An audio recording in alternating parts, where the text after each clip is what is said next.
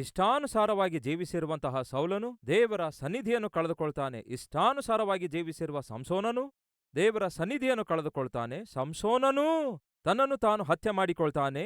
ಆ ಕಡೆ ಸೌಲನು ತನ್ನನ್ನು ತಾನು ಹತ್ಯೆ ಮಾಡಿಕೊಳ್ತಾನೆ. ಆದರೆ ದಾವೀದನು ಏನನ್ನು ಕೋರುತ್ತಿದ್ದಾನೆ? ಯೆಹೋವನೇ, ನನ್ನ ದೇವರೇ, ನಿನ್ನ ಸನ್ನಿಧಿಯನ್ನು ನಾನು ಕೋರಿಕೊಳ್ತಿದ್ದೇನೆ. ಯಾವಾಗ ಬರುತ್ತಿ ನನ್ನ ಮನೆಗೆ ಎಂದು ಕೇಳ್ತಿದ್ದಾನೆ. ನಂತರ ಏನಾದನು ದಾವೀದನು? ಅದ್ಭುತನಾದ ರಾಜನಾಗಿ, ಮುಂದೆ ಏನಾದ? ಅದ್ಭುತನಾದ ರಾಜನಾಗಿ ಹೆಸರು ಪಡೆದುಕೊಂಡ. ದೇವರ ಚಿತ್ತಾನುಸಾರವಾದ ಪರಿಪಾಲನೆ ಮಾಡಿದ.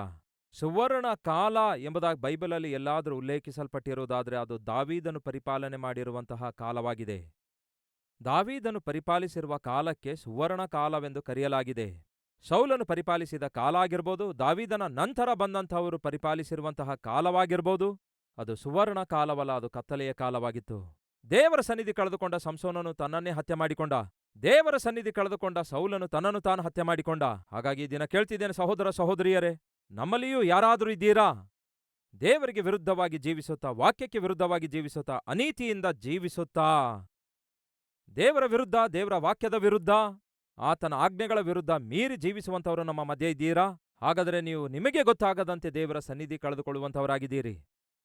ಯಾವಾಗ ನೀವು ದೇವರ ಸನ್ನಿಧಿಯನ್ನು ಕಳೆದುಕೊಳ್ತೀರೋ ನಿಮಗೆ ಗೊತ್ತಾಗದಂತೆಯೇ ಅಕಸ್ಮಾತ್ ಆಗಿ ಅನೇಕ ದಿಕ್ಕುಗಳಿಂದ ಶತ್ರು ಬಂದು ನಿಮ್ಮ ಮೇಲೆ ದಾಳಿ ಮಾಡುತ್ತಾನೆ.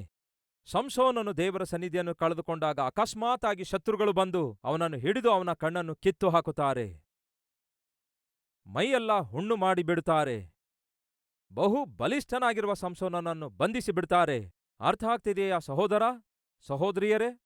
ದೇವರ ಸನ್ನಿಧಿಯನ್ನು ನಮ್ಮಲ್ಲಿ ಯಾರೇ ಆಗಲಿ ನಿರ್ಲಕ್ಷ್ಯ ಮಾಡುವುದಾದ್ರೆ, ದೇವರಿಗೆ ಇಷ್ಟವಿಲ್ಲದ ಕೆಲಸ ಯಾರಾದರೂ ಮಾಡ್ತಿರುವುದಾದ್ರೆ ನಿಮಗೆ ಗೊತ್ತಾಗಲಾರ್ದೆಯೇ ದೇವರು ನಿಮ್ಮನ್ನು ಬಿಟ್ಟು ಹೋಗ್ತಾರೆ. ದೇವರು ನಿಮ್ಮನ್ನು ಬಿಟ್ಟು ಹೋಗುವುದಾದರೆ ಸೈತಾನನು ಮಹಾಶಕ್ತಿಯಿಂದ ಬಂದು ನಿಮ್ಮ ಮೇಲೆ ಬಹುಘೋರವಾಗಿ ದಾಳಿ ಮಾಡ್ತಾನೆ. ಸಂಸೋನನು ಮಹಾಬಲಿಷ್ಠನೇ ಆದರೂ ಸಹ ಅವನು ಮಾಡಿರುವ ಪಾಪಕ್ಕಾಗಿ ದೇವರ ಸನ್ನಿಧಿಯನ್ನು ಕಳೆದುಕೊಂಡ ತಕ್ಷಣವೇ ದೇವರು ಸಂಸೋನನನ್ನು ಬಿಟ್ಟರೋ ಇಲ್ಲವೋ, ತಕ್ಷಣವೇ ಶತ್ರುಗಳು ಬಂದು ಸಂಸೋನನ ಮೇಲೆ ದಾಳಿ ಮಾಡ್ತಾರೆ.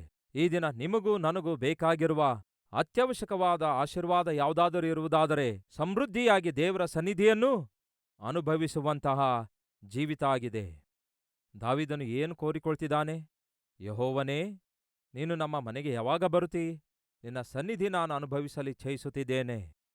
ಸಭೆಗೆ ಹೋಗಿ ನಿನ್ನ ಸನ್ನಿಧಿಯನ್ನು ಅನುಭವಿಸುವುದಷ್ಟೇ ಅಲ್ಲ, ನನ್ನ ಮನೆಯಲ್ಲಿದ್ದಾಗಲೂ ಕೂಡ ನಿನ್ನ ಸನ್ನಿಧಿ ಅನುಭವಿಸಬೇಕೆಂದು ಬಯಸುತ್ತಾನೆ. ನಾವಾದರೂ ಸಭೆಗೆ ಬಂದಾಗ ಚೆನ್ನಾಗಿ ಹಾಡು ಹಾಡುತ್ತೇವೆ, ಸಭೆಗೆ ಬಂದಾಗ ಬಹಳ ಚೆನ್ನಾಗಿ ಚಪ್ಪಾಳೆ ತಟ್ಟುತ್ತೇವೆ. ಕೇವಲ ಸಭೆಯೊಳಗೆ ಮಾತ್ರವೋ ನಾವು ದೇವರ ಸನ್ನಿಧಿಯನ್ನು ಅನುಭವಿಸಬೇಕಾದದ್ದು? ಅಂತಹ ಆತ್ಮಿಕ ಜೀವಿತವೋ ನಾವು ಜೀವಿಸುತ್ತಾ ಇರೋದು? ಅದು ಒಳ್ಳೆಯದಲ್ಲ. ದೇವರ ಸನ್ನಿಧಿ ನಾವು ಉದ್ಯೋಗ ಮಾಡುವ ಸ್ಥಳದಲ್ಲಿಯೂ ಕೂಡ ನಾವು ಅನುಭವಿಸಬೇಕು. ದೇವರ ಸನ್ನಿಧಿ ನೀವು ಅಡಿಗೆ ಮಾಡುವಾಗಲೂ ಕೂಡ ಅನುಭವಿಸಬೇಕು.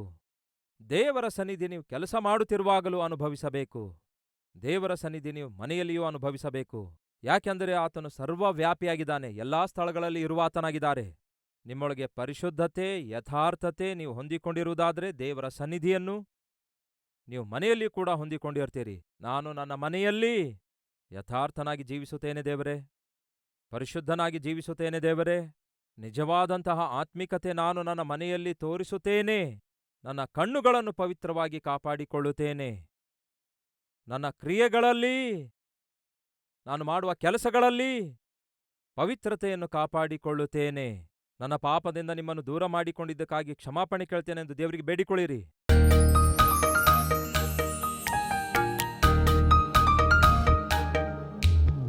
ದೇವರೇ, ನಿಮ್ಮ ಸನ್ನಿಧಿ ಅನುಭವಿಸಲಾರದ ಸ್ಥಿತಿಯಲ್ಲಿದ್ದೆವು. ಸಭೆಗೆ ಹೋಗಿ ಕೂತ್ಕೊಂಡ್ರು ನಿಮ್ಮ ಸನ್ನಿಧಿಯನ್ನು ಅನುಭವಿಸುತ್ತಾ ಇರಲಿಲ್ಲ. ಸೇವೆಯಲ್ಲಿ ಪಾಲ್ಗೊಳ್ತಾ ಇದ್ರೂ ನಿಮ್ಮ ಸನ್ನಿಧಿಯನ್ನು ಅನುಭವಿಸ್ಲಿಕ್ಕಾಗ್ತಿರಲಿಲ್ಲ. ಕಾರಣ ಬಿಟ್ಟು ಬಿಡಲಾರದ ಪಾಪ ನನ್ನಲ್ಲಿರುವುದರಿಂದ ನನ್ನನ್ನು ಕ್ಷಮಿಸಿರಿ, ನನ್ನನ್ನು ಮನ್ನಿಸಿರಿ ದೇವರೇ. ನಿಮ್ಮ ಸನ್ನಿಧಿಯನ್ನು ನಾನು ಅನುಭವಿಸುವ ಕೃಪೆಯನ್ನು ದಯಪಾಲಿಸಿರಿ ದೇವರೇ.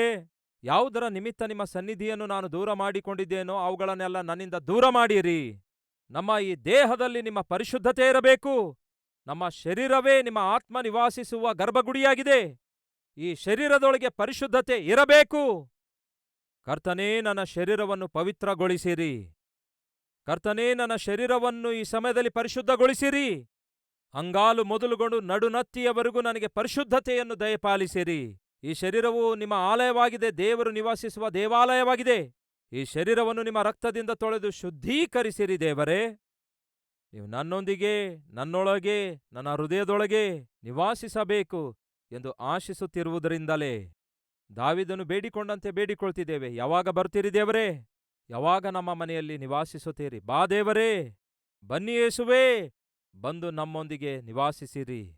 ನಮ್ಮ ಮನೆಯಲ್ಲಿ ನಿವಾಸಿಸಿರಿ ಯೇಸುವೇ, ನಮ್ಮ ಗೃಹದಲ್ಲಿ ನಿವಾಸಿಸಿರಿ ಯೇಸುವೇ, ನಮ್ಮ ಹೃದಯದಲ್ಲಿಯೂ ನಿವಾಸಿಸಿರಿ ಯೇಸುವೇ.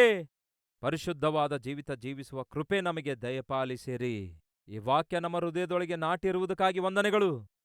ಈ ವಾಕ್ಯವನ್ನು ನಮ್ಮ ಹೃದಯದೊಳಗೆ ಫಲಿಸುವಂತೆ ಮಾಡಿರಿ.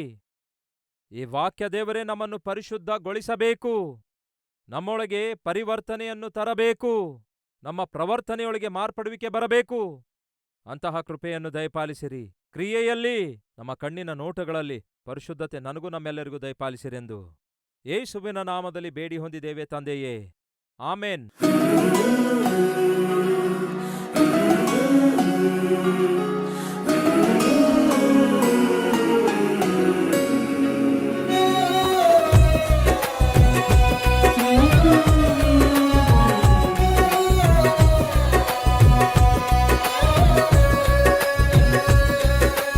ದಿನ ಸಾರಿದ ಸಂದೇಶ ನಿಮಗೆ ಆಶೀರ್ವಾದಕರವಾಗಿರುವುದಾದರೆ ಲೈಕ್ ಮಾಡಿರಿ. ಇಂಥ ಅದ್ಭುತವಾದ ಸಂದೇಶಗಳನ್ನು ಪ್ರತಿದಿನ ನೋಡಲು ಆಶಿಸುತ್ತಾ ಇದ್ದೀರಾ? ಹಾಗಾದರೆ ಸಬ್ಸ್ಕ್ರೈಬ್ ಮಾಡಿ, ಹಾಗೆಯೇ ಬೆಲ್ ಐಕಾನ್ ಕ್ಲಿಕ್ ಮಾಡಿ ಅನೇಕರಿಗೆ ಈ ಸಂದೇಶವನ್ನು ಶೇರ್ ಮಾಡುವ ಪ್ರಯತ್ನ ಮಾಡಿ.